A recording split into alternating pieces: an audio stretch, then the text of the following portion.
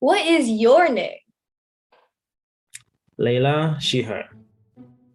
Hi, my name is James Svoboda, and my pronouns are he, him. Matandi, and my pronouns are he, him, his. What does soy mean to you? It's a place for like inclusivity and just being validated and being seen. And there's not a lot of places, in my opinion, that you can go to and feel like that, especially if you're struggling with yourself, your identity. So Soy to me is a community, and I met a lot of people through that, and I'm connected to them still. It's a safe place to be who truly we are and share our emotions and also help with mental health. Like, especially for queer and LGBT folks, it's really what we need. That's like as simple as that. I think it's honestly is one of the best things that happened to me, because I felt so many things going to Soy, dropping in, talking to facilitators, exploring gender identity and everything. It's I don't know, I can't find like a specific word, but it means all the words. What is your favorite Soy memory? I think it's a Christmas of 2019. There was a party and we all danced. And I remember specifically like ABBA, Dancing Queen play. So my favorite Soy memory was during Pride Prom planning, and that was the first time I ever went to a Soy program. It was at the beginning of my journey with Soy. It's a memorable moment for me when we had just come to Canada. Then the ball started rolling and we got to mix these different ideas. So my favorite memory was when just a bunch of brains were talking and we kind of started expanding onto this royal red dark theme and adding on costumes, and it just kind of exploded into this happiness. But when Courtney came to attend to us, it was like the heavens had opened. She was so kind. She called other colleagues. I remember Primal.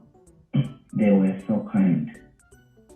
After the theme was decided, we decided on the Royal 20s, and that was a part of the dark red kind of theme that I really wanted. So we got to dress up and I got to wear suspenders. I remember it was at the time of winter.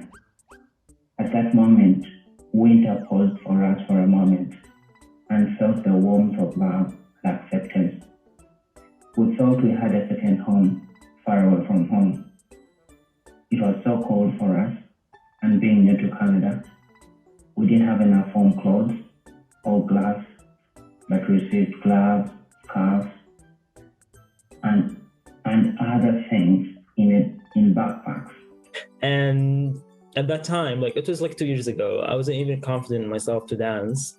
But I remember at that time, it was like one of the first times ever I let loose or let go or like danced. And it's just like a precious memory. I always think about that. And every time I listen to ABBA, Dancing Queen, it's like I just cry because it brings me back to that memory. What do you hope for Soy in the future? In the future, I hope that Soy can continue to happen, because being in grade 11, I was able to talk to some younger students who are in grade 7 and 8, and they're also queer, and they're looking for spaces that they can be able to express their interests and feel like they are in a safe space. More just support, more meals, more facilitators, more funding.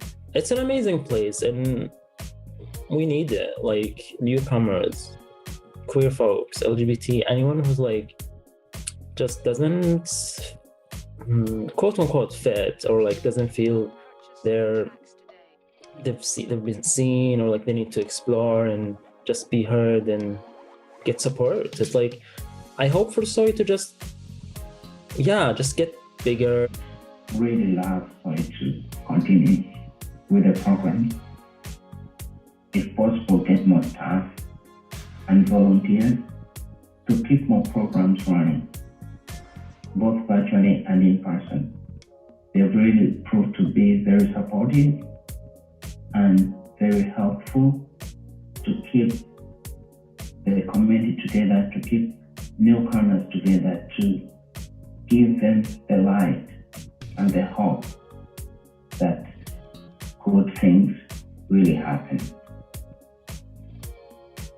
It's soy. I love soy, and I really hope it never stops. I hope for soy to just keep on forever. These memories that honestly were the highlight to my pandemic.